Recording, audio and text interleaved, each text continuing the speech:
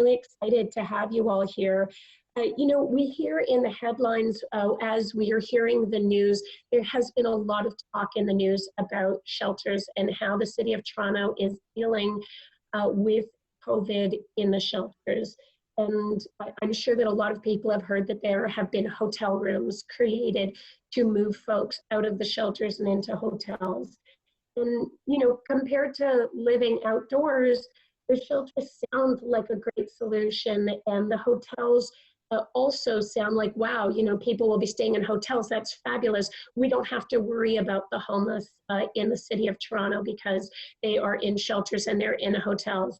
And we really wanted to take tonight to give you, the community of people who support Ve'ahavta, who care about these issues and who care about people who have been affected by homelessness, a chance to hear what is it actually like in the shelters? What's it like to be in a hotel being sheltered during the coronavirus? So I'm really excited to have you all here tonight. We have an amazing panel, and I think everyone's going to learn a lot and really take a lot away from tonight.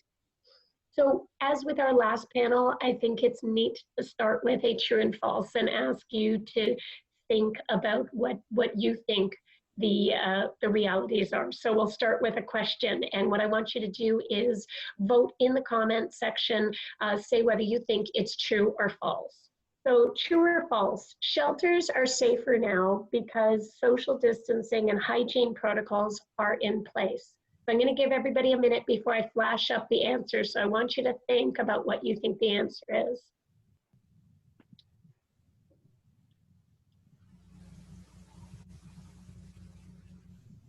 Okay, and I think we have a few answers now.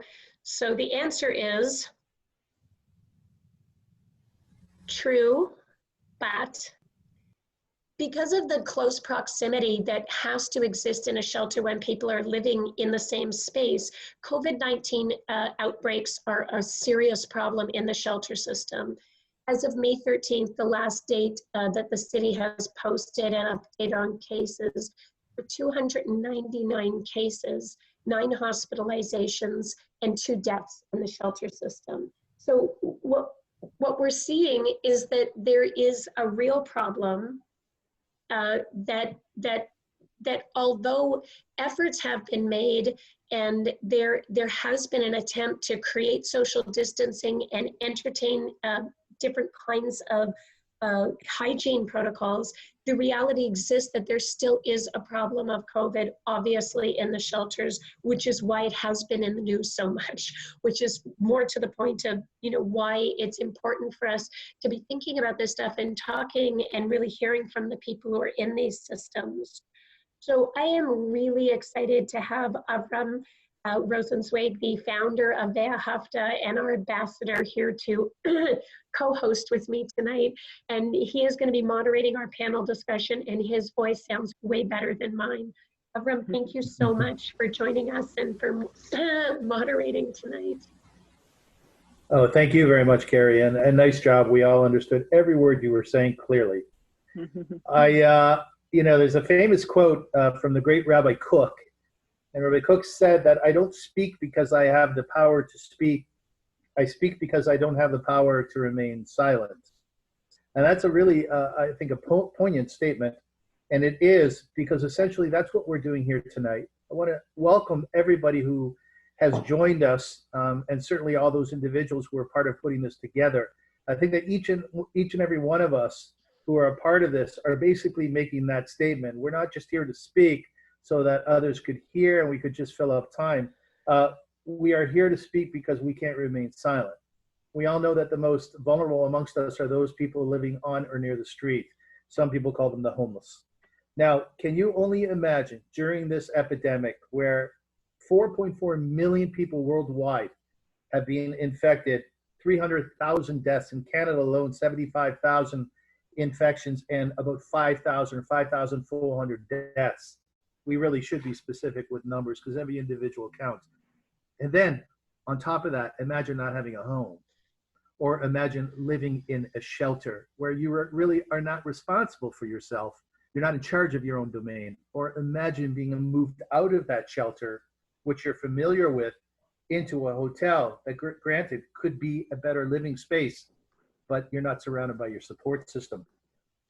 That's the daunting thought. And that's what we want you to think about over the next hour, because as Carrie said, that's exactly what we're speaking about tonight. And we want you to walk away from this panel discussion with ideas in your head as to what you can do to help. Now, we are very honored to have with us this evening Mimosa Jakova, who is a case manager for the Building Foundation for Women program, the program at VL Huff. It's a fascinating program, and she does great work. I think we're responsible for a lot of individuals enhancing their lives, and we're deeply proud of that. So, Mimosa, thank you for joining us tonight, and we look forward to hearing your gems of wisdom and insight into stuff that we just don't know about. I also want to welcome Mitushan. Oh, you're welcome. You're welcome. I also want to welcome Mitushan Prabhaharan. Did I say that correctly? I really should. My name's Alvaro Rosenzweig. No one ever says that right. Okay, thank you. He is a new colleague of ours. He currently is a shelter worker at Eva's Initiative Youth Shelter. And as I said, we have this new outreach worker for our mobile Jewish response to the homeless van. Tonight, he's going to give us a little bit of insight. He's going to tell us what it is like to be on the front lines in a shelter, working with individuals who live there, whose lives take place there. And he's been doing this for a while, so he knows what's going on. So listen really, really closely.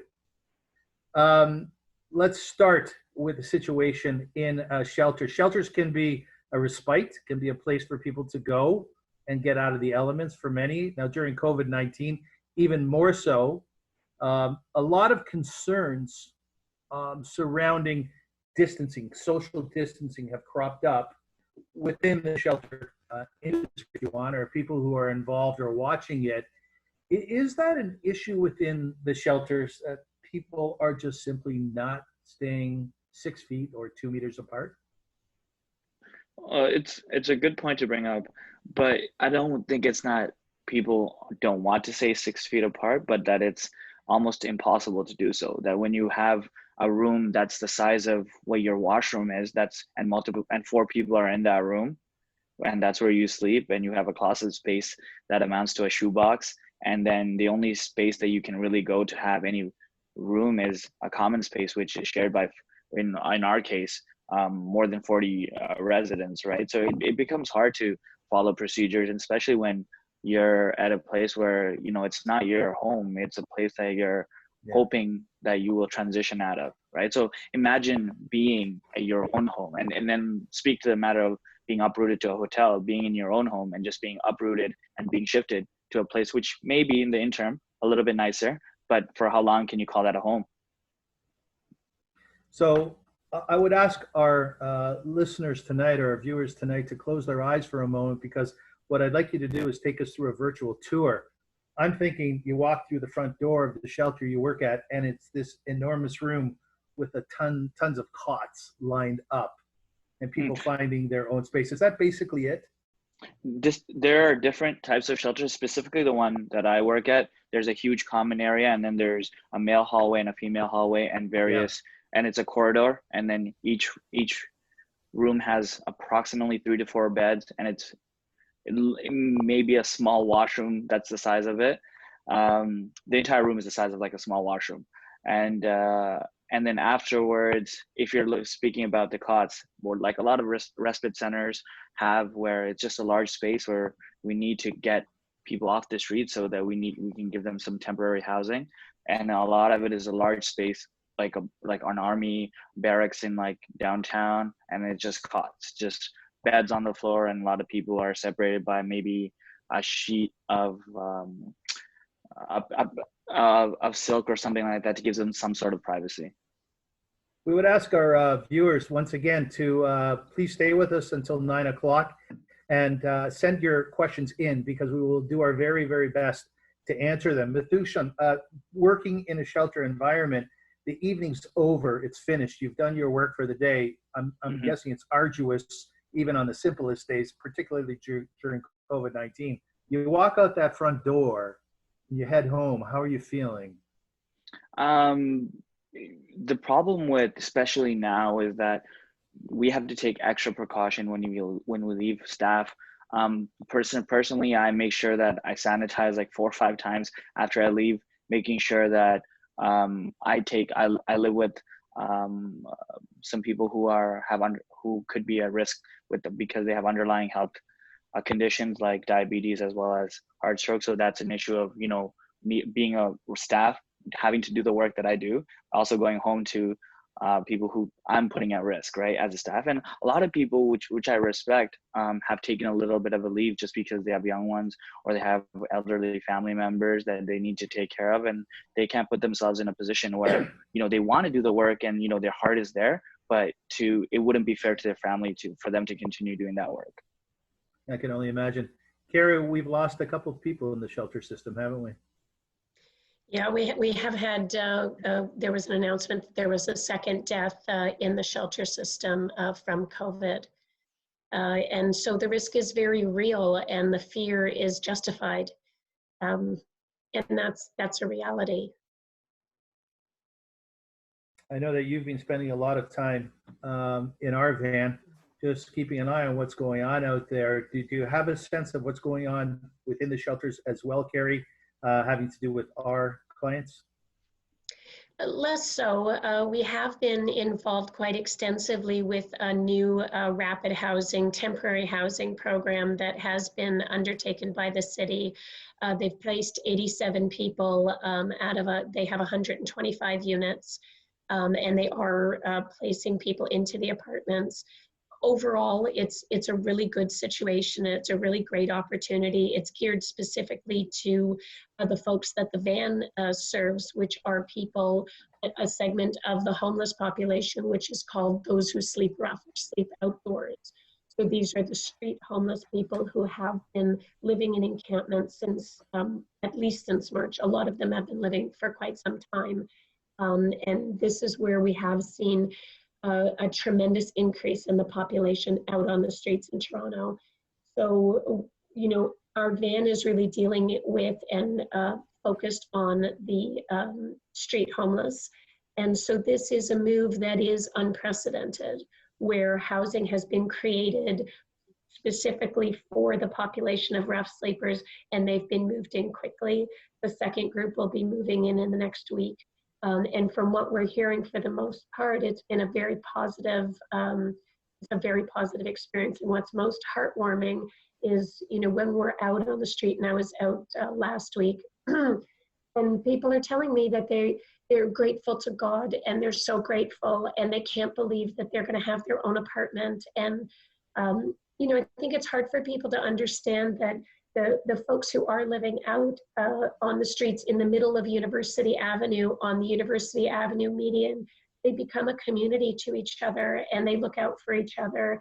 And so when I was speaking with one couple who was telling me how excited they are that they'll be moving, they would have moved this week, and they were worrying about another couple that they hadn't seen, but were so excited that the other couple had been moved into an apartment. The woman in the couple said, now we're going to get to see them again, and we're going to be neighbors, but neighbors in apartments, not in our tents. And it was a really beautiful moment to see what it meant to them. So that's primarily what we've been seeing out, at least with the van. Thushan, one of our viewers this evening wants to know, what's it like emotionally for your clientele? Going through COVID-19, being in a shelter, not being in a home of their own. It's definitely been tough because we have approximately 25% of our residents are newcomers. So they're here and because they're seeking refugee status and various other statuses. So when they're here, they are really worried because their kind of situation and their precarious statuses have been put on hold because all of their work permits, visas they've applied for have been on hold. Their immigration statuses have been put on hold indefinitely. So there's a lot of tension just with our newcomer population, just making sure their family back home are safe. But even with our young people who have who have been here for a while. Their employment, their training programs, their education programs have been put on hold. So there's a lot of anxiety about what's going to happen, right? And a lot of young who are planning to move out, those things have been put on hold. So it's a lot of instability, a lot of uncertainty, which has caused a lot of mental health constraints. Yeah.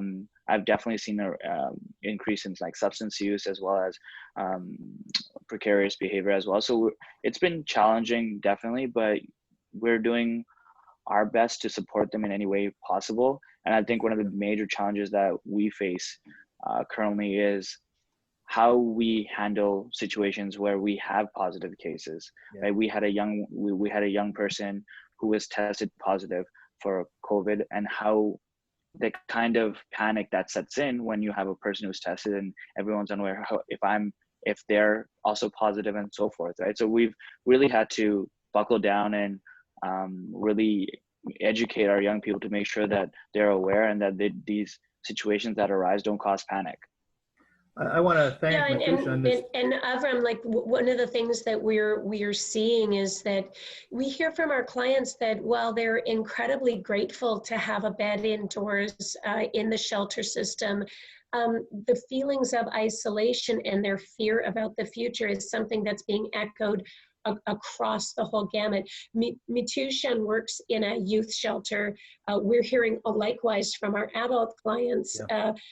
Fears about their own health, fears about their family's health. We actually have a video clip of an interview that we did with one of our clients about her experience of staying in a shelter during COVID. I have to mention about our videos tonight. It's really important to us that we're able to bring to you, our community, the direct words from our clients. At the same time, it's so important to us that we protect their privacy and their anonymity and their wishes.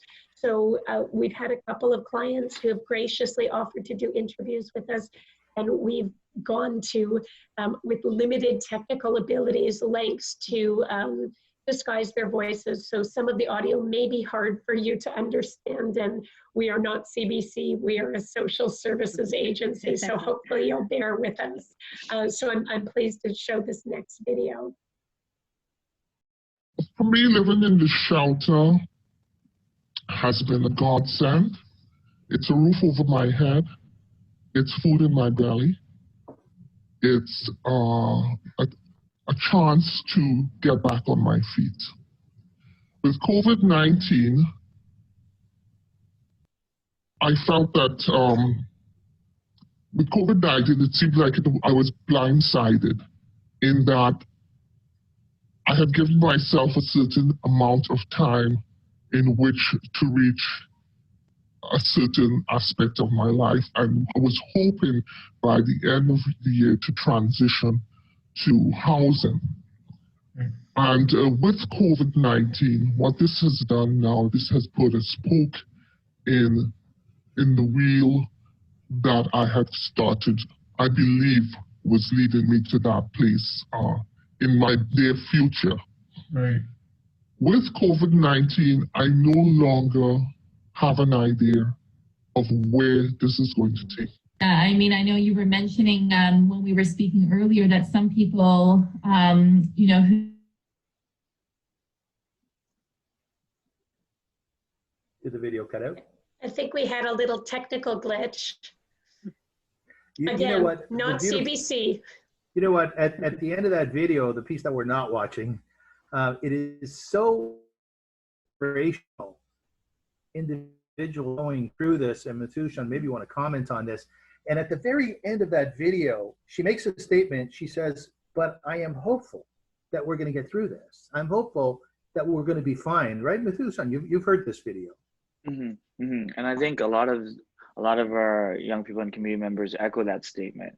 I think a lot of initially, when a lot of this stuff was coming to light and when it became a national emergency, a lot of our community members didn't know what to do and what to expect, because I don't think anyone has experienced something quite like this in our generation.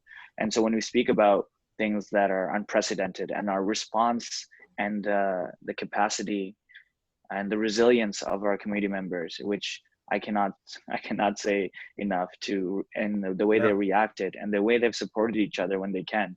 And I think that speaks more volume to any work that I could possibly do as a shelter worker. I think the way that we see community members supporting each other echoes, I think, a statement that we should come together to support each other in the same way. And I think a lot of our staff who have been struggling with it, I've seen community members come up to me like, hey, like, are you doing all right? And they're checking on staff, and which I'm more than undeserving of, but I'll take what I can get. But and because, you know, the stuff they're dealing with, I'm not going to say that we don't all have our own challenges, but it is, each one of us have different challenges.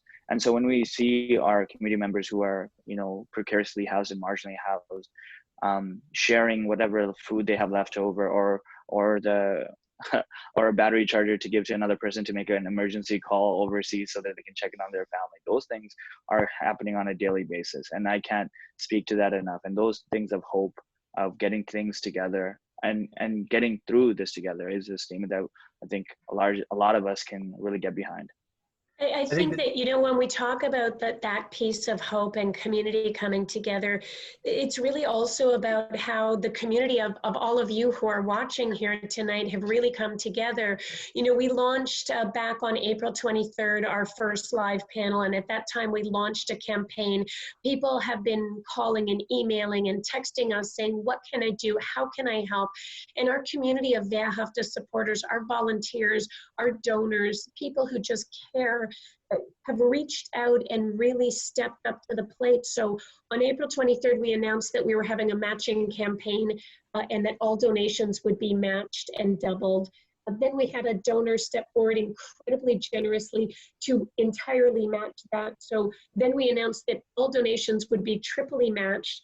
We are now sitting at where we have almost raised $300,000 in crisis funding, and we're almost there. So within 48 hours of our very first launch, we raised $7,000. Today we are only $4,000 left to raise.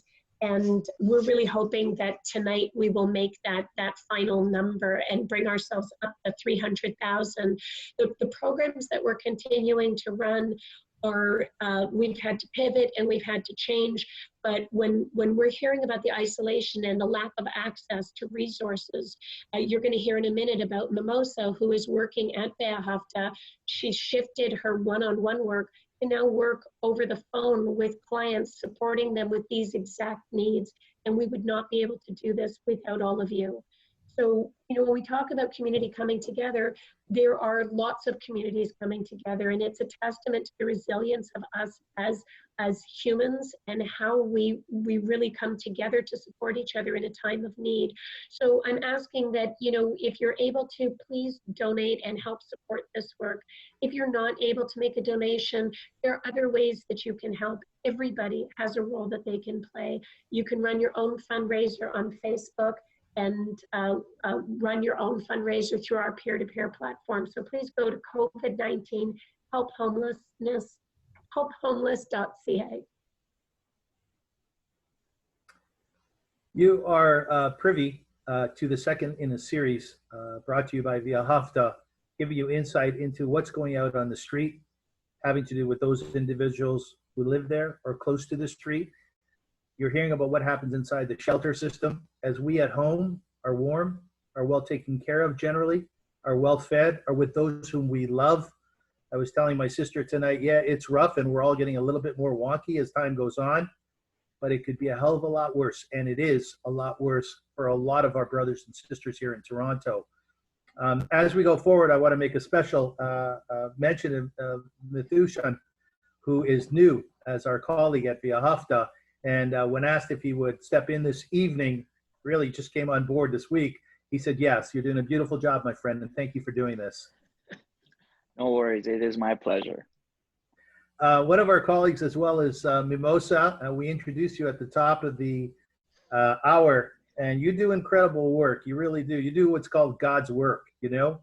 You're helping many, many people and many women through a program which really reaches out to those who are in need. Now, right now we're talking about the shelter system. We're going to move on to what's happening within many of Toronto's hotels today, having to do with those individuals we call homeless or near homeless. Tell us a little bit about your work. Carrie said we're pivoting here, and I think you've done some pivoting as well. You're doing a lot of phone work, a lot of computer work with your clients. Give us a sense of what your day looks like. Yeah. So the Building Foundations for Women program, we started the program in person, and I usually have my one-on-one meeting and support that I provide to the women in person, but because of this situation, we had to switch fast and go digitally, as many other agencies are doing, in order to meet the needs of the client. So I provide support to the participants in the Building Foundations for Women program, and it has been very difficult time for our clients. So it's impossible not to feel the anxiety, the stress, and the hopelessness with all the uncertainties and changes. So my job is to support the clients with whatever their needs are, and every individual is different. What would be the food situation today as we speak? I walk across the street and I load up on canned goods and I load up on meat and I put them away in my cupboard and in my freezer. And thank God my son and I were doing okay. In fact, I can tell you with all pride, I've gained 4 pounds. That's not necessarily the case with the women that you work with, right?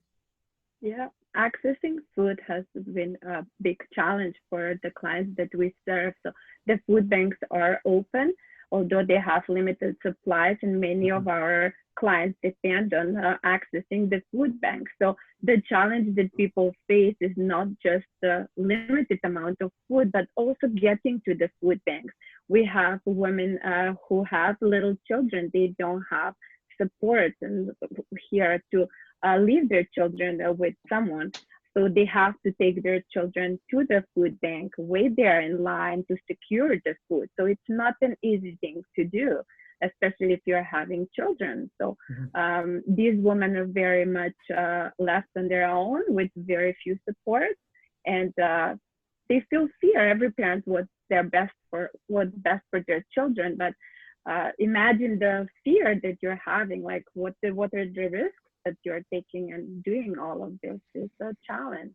And we also have clients who are newcomers, and not many people even know about the resources and where the food banks. Many people, we have clients who do not have internet at home to find where the resources are now when the libraries are closed. So there's lots of barriers that people have that prevent them from accessing the food. So we support with providing information, with providing emotional support as well. What a crazy situation. You come to Canada expecting something really great to happen for you and your family from a country where maybe there's tyranny in the streets, and you end up in a shelter system. You don't know the language, you don't know the culture, you don't have a doctor, you don't have a dentist, you don't have an accountant. It must be crazy. Yeah. So we have a video clip that I'd like to share now that really addresses sheds a light on the food situation in the shelters. And, you know, I know even for myself and a lot of our colleagues, we work in this field, and I wasn't aware of the disparity in and the diversity in how shelter systems deal with food. And while some shelters do offer 3 meals a day and ample food, other shelters do not. And this next video is an interview with a client where she's talking about the food situation, and it was really shocking to me, and I imagine to all of you as well. I mean, I know you were mentioning when we were speaking earlier that some people, you know, who got space in a shelter with no kitchen, and they would be there with children and they'd have a piece of bread for dinner. It's hard for us in Toronto, one of the wealthiest cities in the world, to imagine that people are having a piece of bread for dinner. Oh, yes. It actually happened. My friend's mom is in one of the shelters, and she just told me she had to make food from our shelter and send to her mom. And I asked her why, and she said there are some nights her mom complains of being very hungry and go to bed. And she's, you know, she's elderly. She should be in her 60s or so. And she said, can I imagine they ate bread in the morning and at dinner they give them bread again. Wow. So you know, the Uber takes the food to deliver to her mom, or the mom comes to nearby, there's a playground, there's a school. So the mom just waits at the school playground and she goes to give her mom food. So it's, you know, again, like, you know, Robin Siegel, who conducted the interview and who is actually the producer of our panel, you know, it's really incredibly shocking that in a city like Toronto to hear that anybody would be eating bread twice a day. And, you know, it's hard to imagine.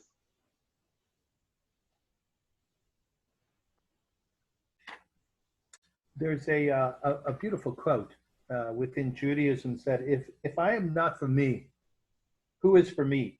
And if I'm only for myself, what am I? And if not now, when?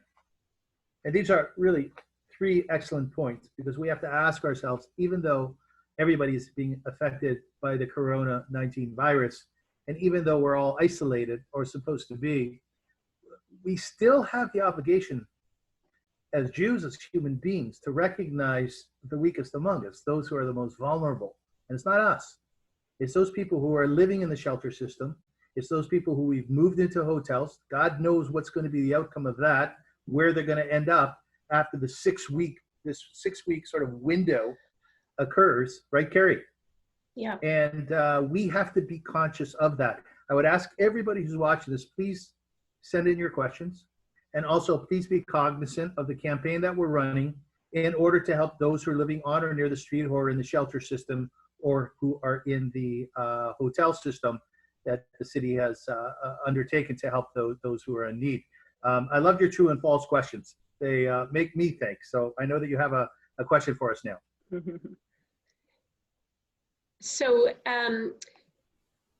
actually, we actually are going to jump to another video first. Okay. So one of the things that I think that Mimosa has shared with us is that when people are in the shelter system, that, you know, they're often, when there are families in the shelter system, maybe you can share with us a little bit about what that's like for families, and then we're going to see a video, hear a video.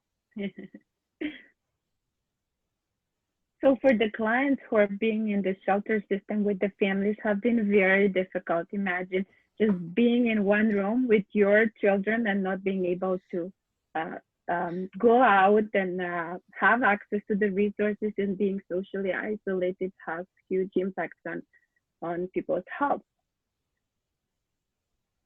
Yeah, and in our next video, we're going to hear from someone who is experiencing COVID in a shelter with her partner and 3 small children. Mm-hmm. And I know that a lot of folks right now, a lot of people we're hearing it, you know, I'm playing teacher, I'm trying to do my job, mm-hmm.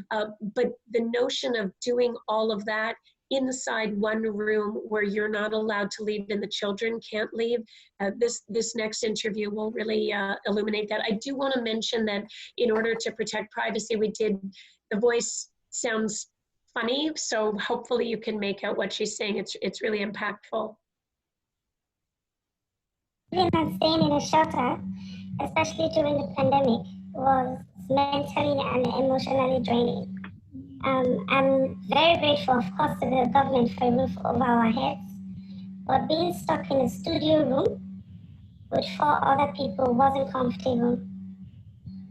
Plus, you have to restrain your young children from playing on the hallway with other kids, and then you don't know what to do to keep your family safe when there is a sick family just right outside your room door.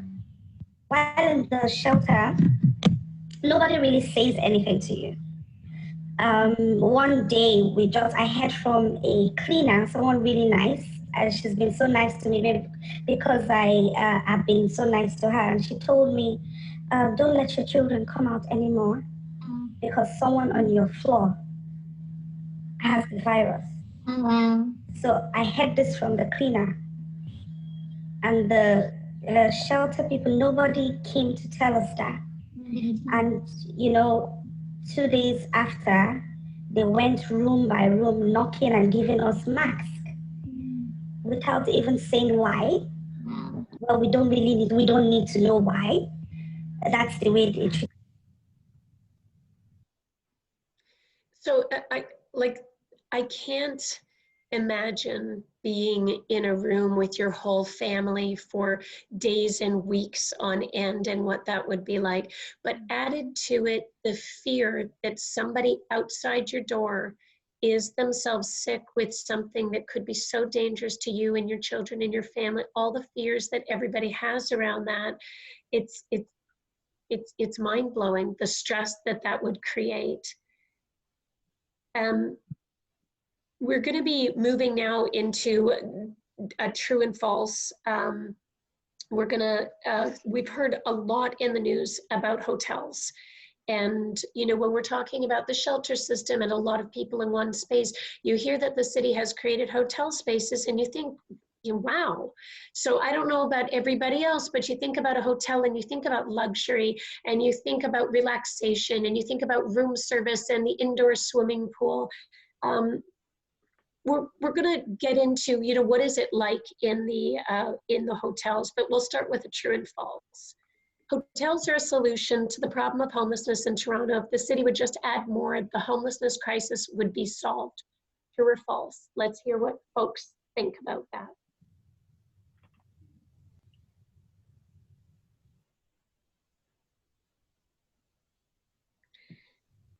So the answer is actually false.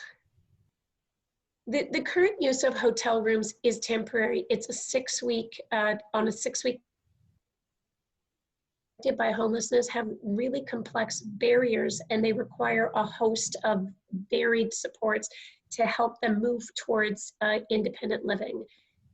Before the pandemic, 57% of those experiencing homelessness reported one or more mental or physical health condition.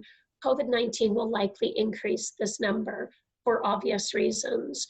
So, while hotels are, for now, a great solution, and I think everybody who's in them is incredibly grateful to have the opportunity, and you really hear that gratitude from clients, they pose their own challenges.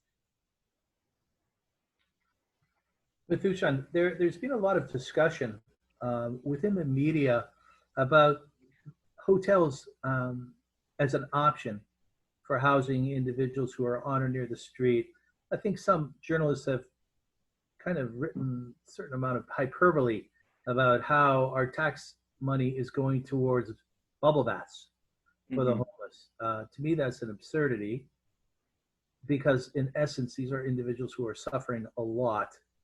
As a very wealthy country, Robin said that in one of her interviews, yes, it's our responsibility to make sure that those people who are the most vulnerable are well taken care of. Now, if they happen to take a bath while they're in the hotels, well, all the power to them. I think we are responsible for making their lives better.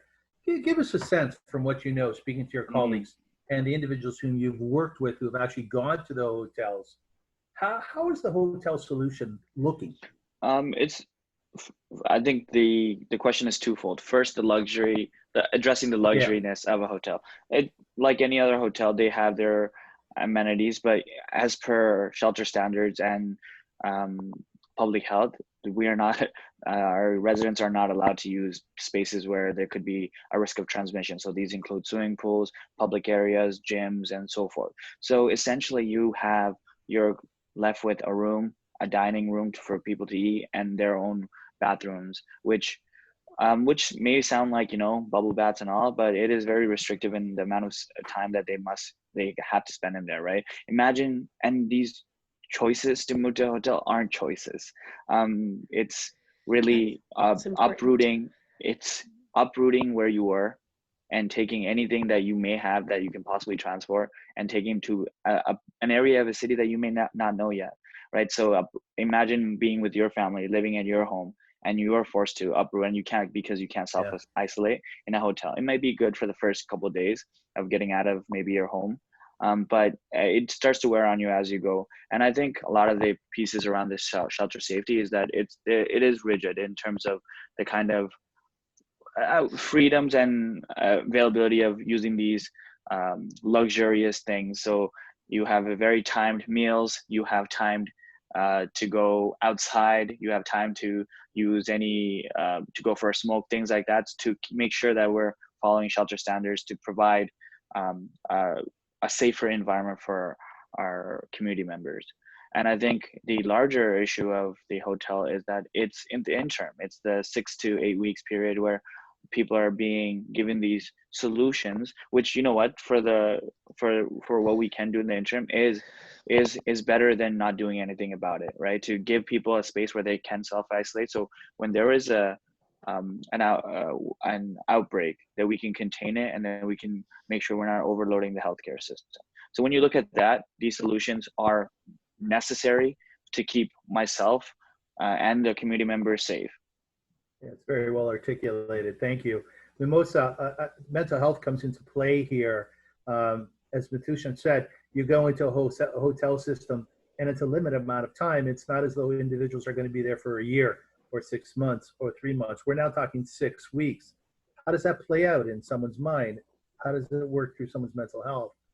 That's correct. Yeah, definitely. I'm going to talk about our clients because some of the women who have been through some difficult situations in their lives, and they have experienced some types of trauma in their life, and they started working on their goals, developed some friendship, had the access to the support while they were in the shelter, and now you have them uprooted from the shelter to this new housing, and they're alone sitting in the room with their thoughts, without the social connections, no having access to the support that they had at the shelters with the workers, and with limited access to technology or the skills that they need.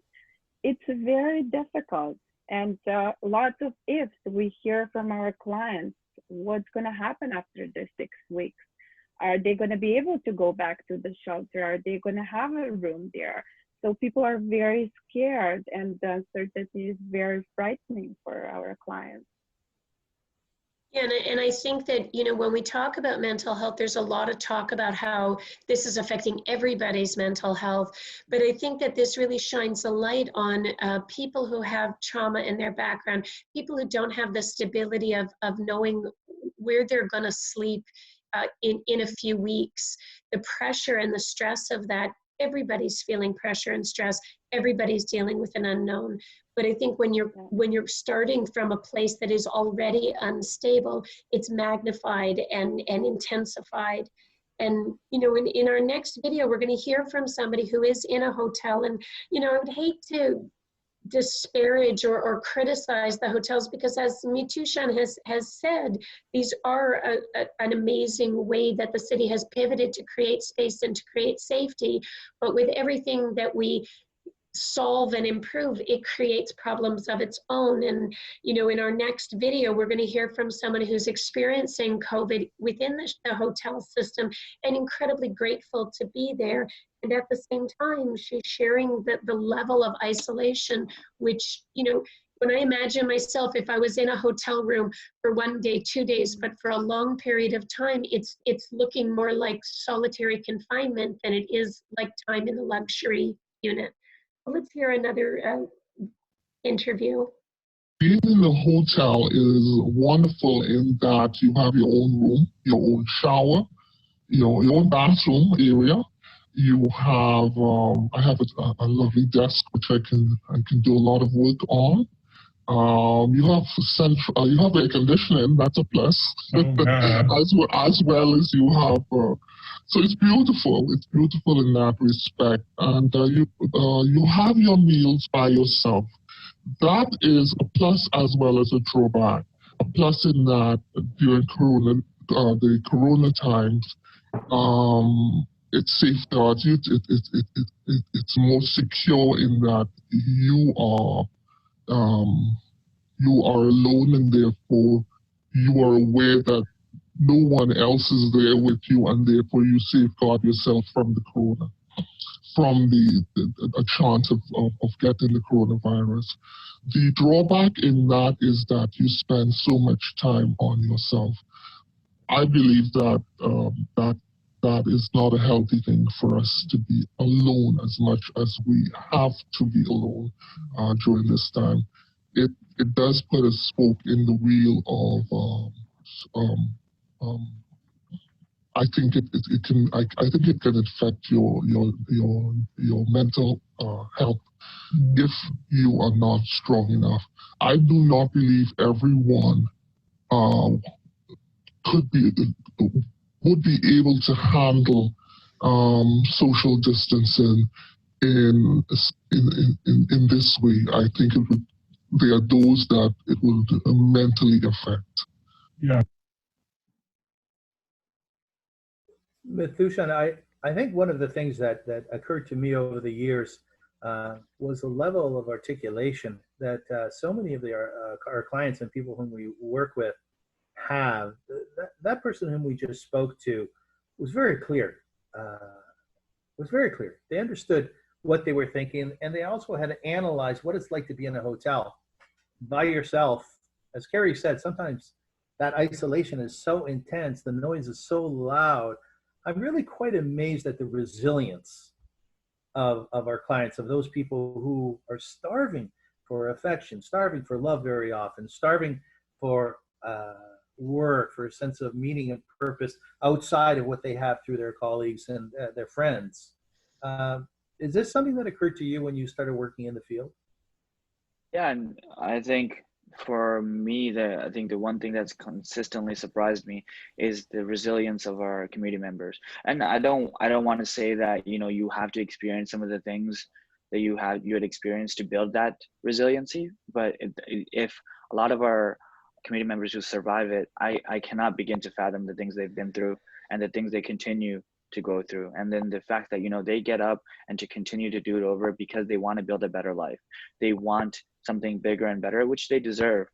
And which, for all that matter, I think a lot of there's a lot of misinformation about what is happening within shelter systems and what is afforded to our newcomers as well as our community members who are on OW. And I think a lot of people do so much with so very, very little. And I think it is the community aspect of it to come together to support each other when, you know what, there's very little to go around, right? And I think in the case of specifically COVID-19, I've seen our community members come together to make sure when a certain a person is going through a death in the family, or they've lost a loved one, right, to come together, to grieve together, to be resilient. And in the same way that, you know, when there is someone going through something that is horrifying, that they come together. And I think, wow, the COVID-19 has shown how much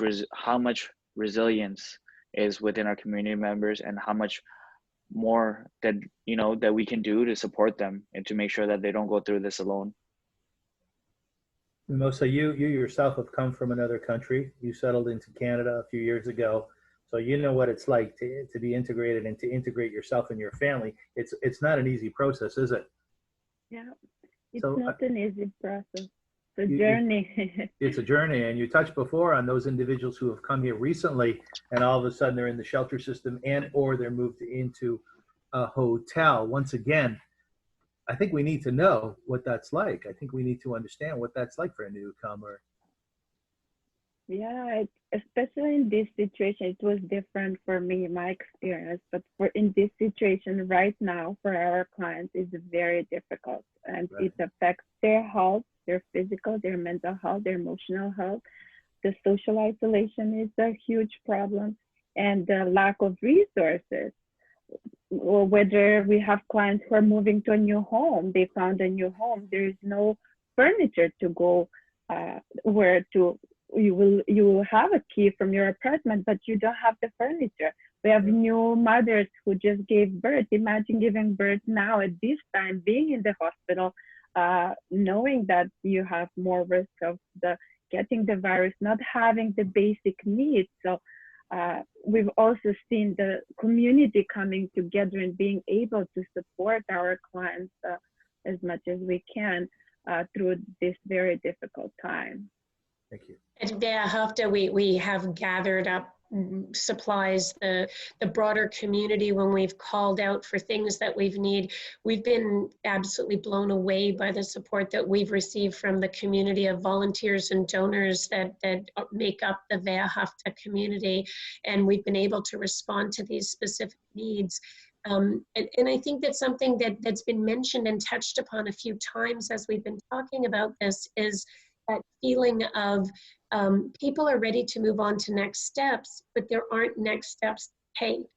So in the case of the clients that Mimosa is working with, these are people who have, found the courage and prepared themselves mentally to enroll in a work and life skills training program to prepare them for next steps in their lives, whether it's education or employment or further training, and to go through the program. And we were able to complete the program and graduate all of the participants who were enrolled in person, but now they're faced with, okay, now what? And when we think about the effort it takes to move ourselves from inaction into action, to make a decision, to make a change, only to get to a point where you've done that, but now you're prevented from that moving forward, it's understandable how difficult that would be and what a challenge it poses.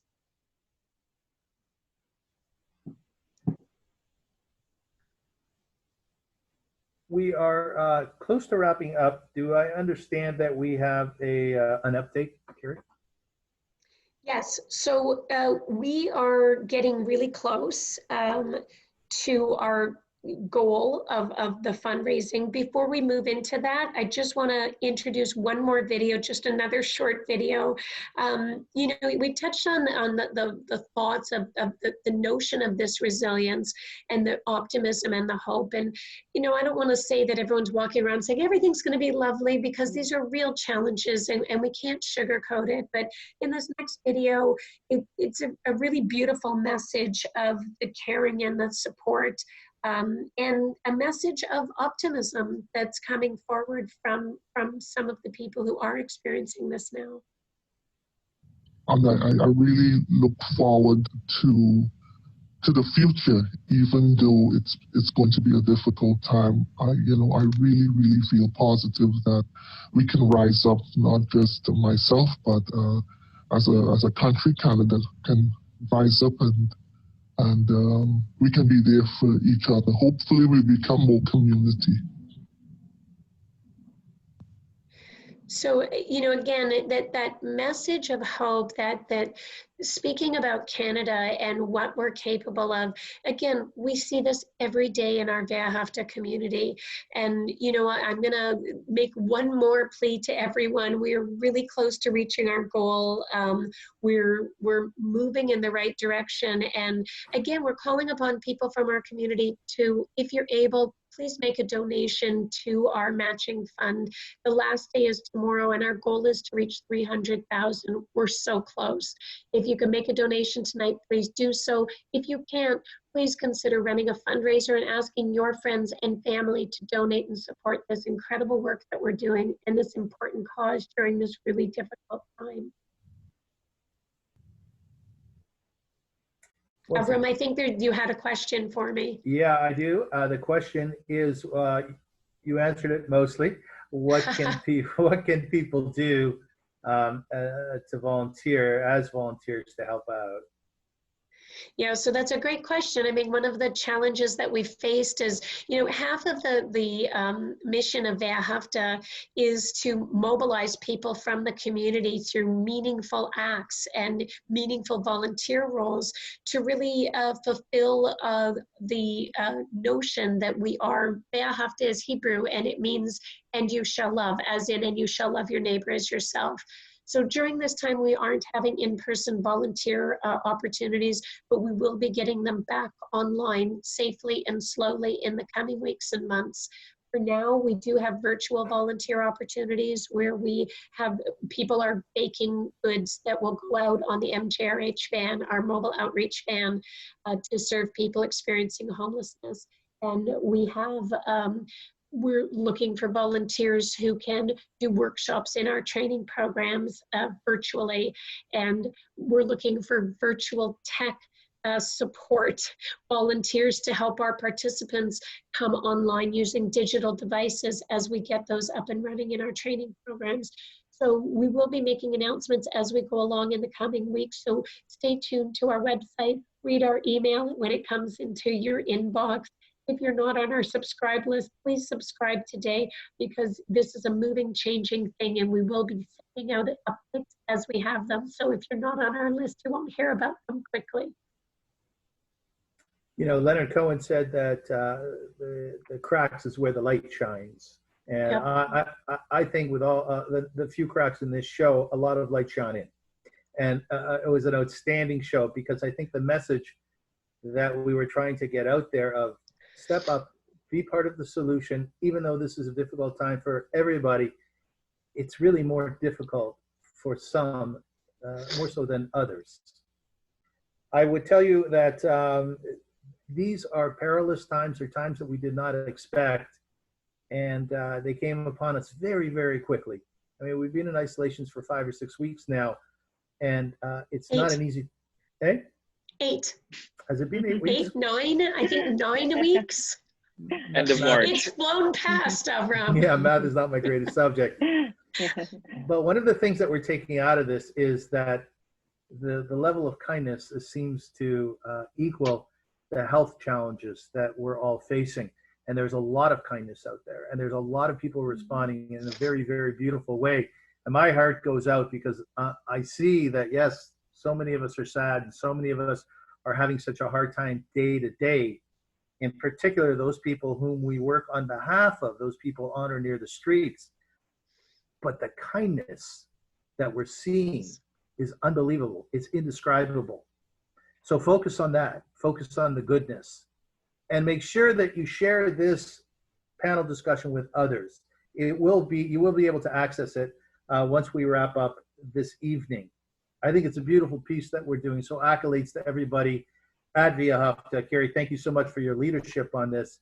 Natushan, thank you so much for your courage on this, stepping up on one of your first days at Via Hafta, and Mimosa for doing what you do. It's marvelous. You are just an angel, just an angel. Avram, I also would really love to acknowledge the people behind the scenes who have really worked so hard to put these panels together. For her new title, Robin Siegel, our official producer of our live panel events, Brandon LeBlanc, Chaim Baker, and all of our marketing staff at Para, and so many people worked so hard to put the program together, and we're really grateful for such an incredibly dedicated team. In conclusion, I'd like to quote Rav Nachman Mibreslov, a great rabbi who lived in the 1700s, and he said, if you are not a better person tomorrow than you are today, well, what need do you have for tomorrow? So stretch your goodness muscle and make this world a better place, and in particular, help those who are very, very vulnerable, and those would be people who live on or near the street. In conclusion, I'd like to make a blessing that the entire world should be cured, and that health should come our way as soon as this evening. And it goes, Baruch Ato Adonai Eloheinu melech haolam rofei cholei amo Yisrael. The entire world should be cured. Thank you so much for joining us, for listening, for being part of this. Again, we will answer your questions. Share the video and help us with our campaign, because we need the help, and we're doing some terrific job. Thank you, and God bless. Good night.